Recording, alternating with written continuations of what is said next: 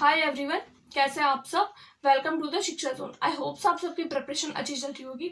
आज की वीडियो जो है वो बिहार शिक्षक भर्ती को लेकर है, यानी कि कल हमारे पास में बिहार शिक्षक भर्ती का नोटिफिकेशन आया था।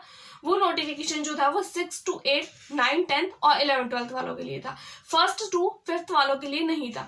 तो इस बिहार शिक्षक भर्ती को लेकर, उसके अलावा सीटेट को लेकर कि सीटेट अपीयरिंग वालों को इस एग्जाम के अंदर शामिल किया जाएगा या नहीं किया जाएगा। अपीयरिंग का मतलब है वो कैंडिडेट नहीं जो बीएड या डीएलएड कर रहे हैं, बल्कि वो कैंडिडेट जिन्होंने अभी तक अपना सीटेट क्वालिफाई नहीं किया है, वो कैंडिडेट। उसके अलावा बीएसटीसी और बीएड को लेकर जो कंट्रोवर्सीज चल रही है, क्या उसके लिए भी कुछ ना कुछ फैसला किया जाएगा। उसके अलावा अदर स्टेट वालों को भी क्या इस एग्जाम के लिए अपीयर किया जाएगा।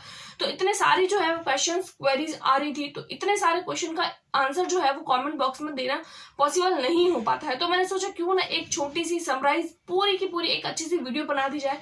उस एक वीडियो के अंदर आप लोगों के सारे डाउट क्लियर कर दिए जाए, ताकि बार बार आप लोगों को कमेंट न करना पड़े। तो आप लोग इस वीडियो को पूरा देखिएगा, जितने भी आपके डाउट है वो सारे के सारे डाउट क्लियर हो जाएंगे। इसके अलावा अगर आपका कोई डाउट रहता है जो मैंने वीडियो में बताया है, बताने के बावजूद भी अगर आप लोगों का कोई डाउट रह जाता है तो आप मुझे कमेंट कर सकते हैं, मैं कमेंट में जरूर आंसर करूंगी। लेकिन हाँ, जो वीडियो में बोल दिया है वो आप फिर से जो है वो कमेंट ना करें, क्योंकि पहले तो आप लोग वीडियो को देखते नहीं है, फिर आप लोग कमेंट करते हैं, फिर आप लोगों की कंफ्यूजन रहती है, और भी वो कोई कमेंट देख लेता है तो उस कैंडिडेट को भी कंफ्यूजन हो जाती है। तो आप वीडियो को एंड तक देखना ताकि कोई कंफ्यूजन न रहे।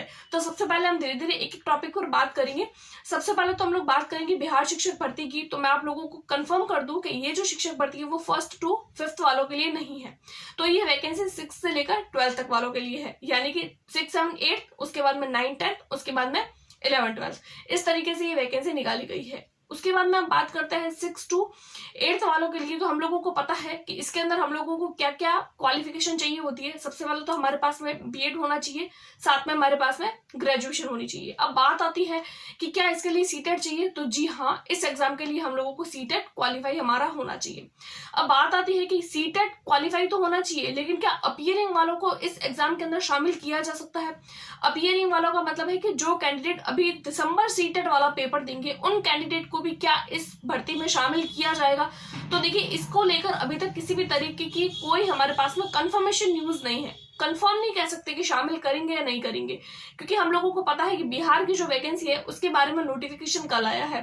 फॉर्म इसके फिल किए जाएंगे नवंबर स्टार्टिंग में, और एग्जाम इसका दिसंबर में हो रहा है। और सीटेट की तो अभी तक कोई नोटिफिकेशन ही नहीं है।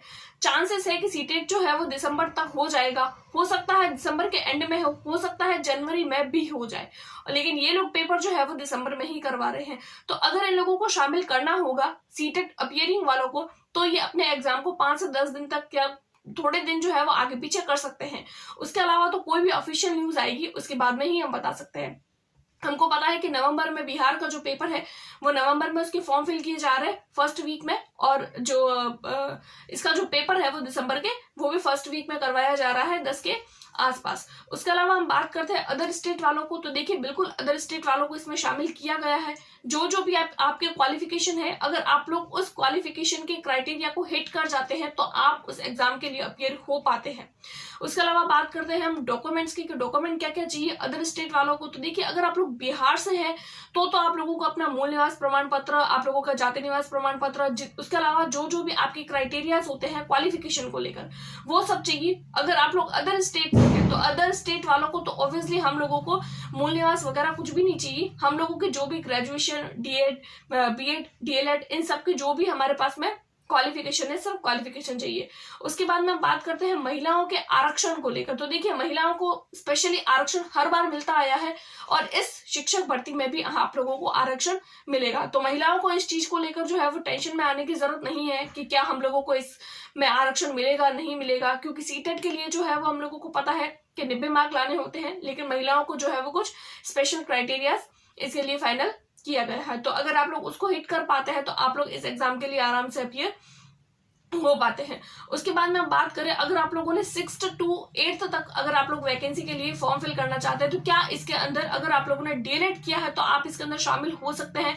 तो जी हाँ, डीएलएड वाले भी शामिल हो सकते हैं, क्योंकि देखिए अदर स्टेट में क्या होता है कि अगर आप लोगों ने अगर आप लोगों ने डीएलएड कर रखा है तो आप सिर्फ और सिर्फ फर्स्ट टू फिफ्थ वालों के लिए ही एलिजिबल होते हैं, लेकिन इस भर्ती में ऐसा नहीं होता है।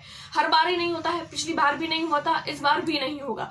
इसमें क्या होता है, अगर आप लोगों ने डीएलएड कर रखा है, डीएलएड के साथ साथ में अगर आप लोगों ने ग्रेजुएशन भी कर रखा है, तो भी आप इस 6 to 8 के लिए अपीयर हो सकते हैं।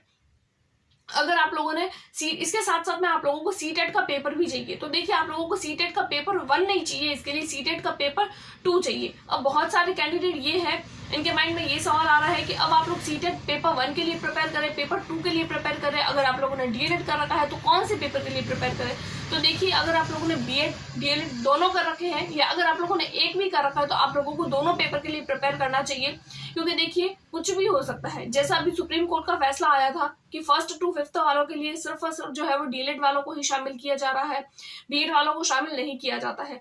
लेकिन जो है वो सुप्रीम कोर्ट का फैसला हो सकता है बदल भी जाए, हो सकता है ना भी बदले, तो इसको लेकर अभी हम कुछ कह नहीं सकते हैं। लेकिन तैयारी करना हमारे हाथ में। हम किसी के फैसले का इंतजार करें, उससे अच्छा हम तैयारी ही कर लें। तो आप लोगों को सिर्फ और सिर्फ तैयारी करनी है। तैयारी कैसे करनी है, तो देखिए, अभी तक सिलेबस तो प्रॉपर नहीं आया है। आप लोगों ने पिछली बार का सिलेबस देख लिया होगा। पिछली बार के सिलेबस देखने के बाद में आप लोगों को लगभग जनरल आइडिया लग गया होगा कि किस तरीके का सिलेबस है, किस तरीके का पेपर जो है वो पैटर्न है, वो सब आप लोगों को पता होगा। अगर आप लोग बिहार में अगर आप लोग प्रिपरेशन कर रहे हैं तो आप लोगों को पता ही होगा। अगर नहीं पता है तो आप मुझे कमेंट करिए, मैं आप लोगों को जो है वो नेक्स्ट वीडियो में सारी की सारी बातें जो है वो भी मैं आप लोगों के साथ में शेयर कर लूंगी। उसके बाद में हम बात करें इसका सिलेबस आएगा कब तक, तो देखिए 1-2 दिन में इसका सिलेबस आ जाएगा। क्या सिलेबस चेंज होगा, तो देखिए हो सकता है 1-2 टॉपिक सिलेबस में चेंज हो जाए, आगे पीछे हो सकते हैं, एक आधा एड ऑन हो सकता है। और अगर चेंज होता है तो भी मैं आप लोगों को बता दूंगी, और अगर वही सिलेबस रहता है तो वो भी मैं आप लोगों के साथ में डिस्कस कर लूंगी। उसके बाद में बात करें कि बीपीएससी के लिए यानी कि बिहार शिक्षक के लिए तैयारी करें या फिर सीटेट के लिए, तो देखिए अगर आप लोगों ने सीटेट कर रखा है तो अच्छी बात है, आप लोगों को सिर्फ और सिर्फ बिहार के लिए ही तैयारी करनी है। लेकिन अगर आप लोगों ने सीटेट नहीं कर रखा है तो आप लोगों को सीटेट और बीपीएससी दोनों के लिए साथ में तैयारी करनी पड़ेगी। क्योंकि अगर आप लोग दोनों एग्जाम के लिए, हो सकता है कि आने वाले टाइम में सीटेट अपीयरिंग वालों को भी इसके अंदर शामिल कर दिया जाए, तो आप लोगों को दोनों एग्जाम के लिए प्रिपेयर करना है, दोनों एग्जाम के लिए।